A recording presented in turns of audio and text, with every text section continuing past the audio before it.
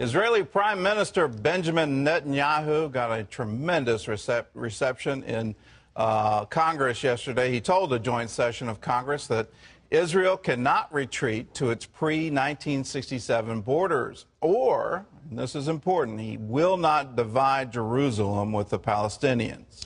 Congress showed its support for Netanyahu with more than 24 standing ovations. Eric Stakelbeck has the story from Washington.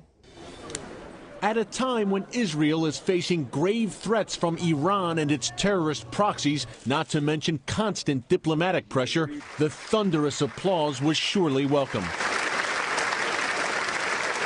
Although he's had public differences with President Obama, Israeli Prime Minister Benjamin Netanyahu received nothing but love from a joint session of Congress yesterday, including no less than 29 standing ovations. And Netanyahu was sticking to his guns. He said a return to Israel's pre-1967 borders, as President Obama has advocated, will not happen. Israel will not return to the indefensible boundaries of 1967. Among the main themes in the Prime Minister's speech, no return to the 1967 lines, no so-called right of return for Palestinian refugees, and absolutely no division of the city of Jerusalem. Netanyahu did say he was willing to make, quote, painful compromises to achieve peace, but only if the Palestinians would recognize Israel's right to exist as a Jewish state.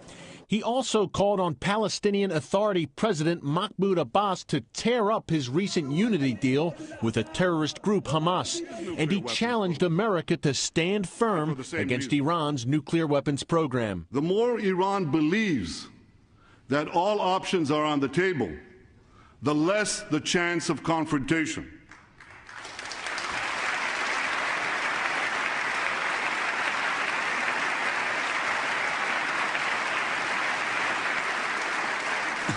And this is why I ask you to continue to send an unequivocal message that America will never permit Iran to develop nuclear weapons.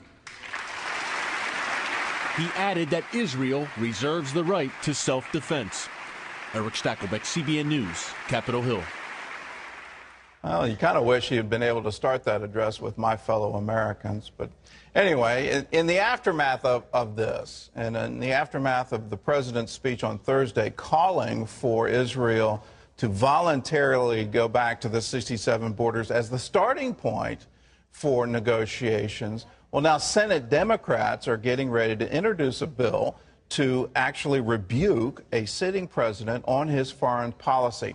Here's what Senate Majority Leader Harry Reid had to say, and he says on Monday, the place where negotiating will happen must be at the negotiating table and nowhere else. Those negotiations will not happen, and their terms will not be set through speeches or in the streets or in the media. No one should set premature parameters about borders. Now, it's so unusual for a Senate majority leader of the same party as the sitting president to come out and say, you can't negotiate in the media, you can't negotiate in speeches, you've got to do it at the negotiating table. And we need to have, first and foremost, an understanding of that. And then I would urge this administration to get to an understanding of there will be no peace as long as the Palestinians will not recognize Israel's right to exist. I don't care how much land you barter away. If the Palestinians still believe Israel needs to be driven into the sea, there will be no peace. Lee Webb has the rest of our top stories from the CBN Newsroom. Lee?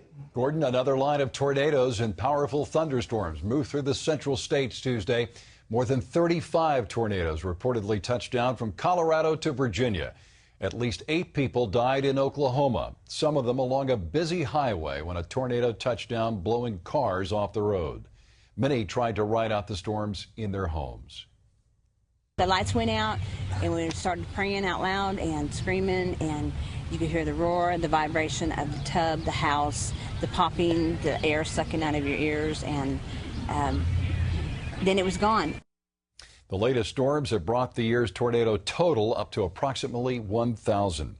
Sunday's tornado in Joplin, Missouri proved to be the deadliest in more than 60 years. At least 124 people lost their lives there.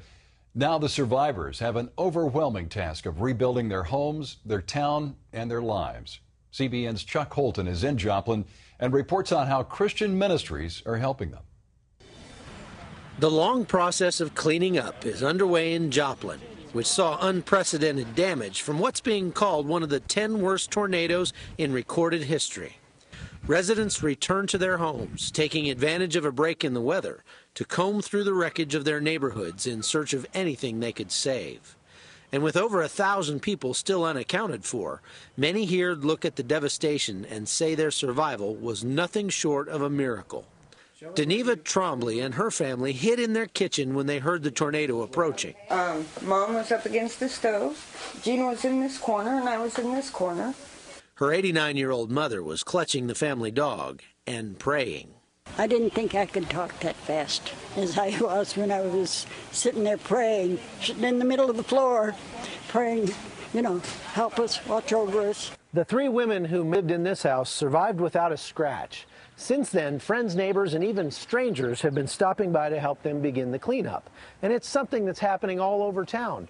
Volunteers are coming out of the woodwork, so many that 8 organizations are even having to turn them away. But some of those volunteers wouldn't take no for an answer.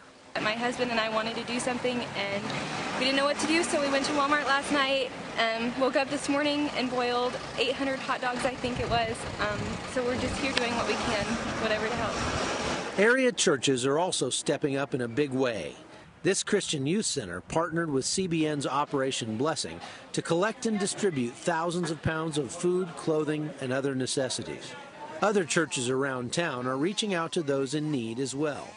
And with thousands of people left homeless by the storm, the Christian community in Joplin will need all the help they can get for a long time to come. Chuck Holton, CBN News, Joplin, Missouri. Wow, hard to fathom that kind of destruction. And Gordon, we have to keep in mind that they're conducting this rescue and recovery effort under the threat of more thunderstorms and tornadoes. The series of tornadoes that this nation has suffered is from, in my experience, I've never had anything like this, what's happening. And we didn't have a tornado locally here, but we had what's called a microburst that closed schools, knocked down trees, people had broken limbs. The weather systems, it just seems like what is going on in the world today.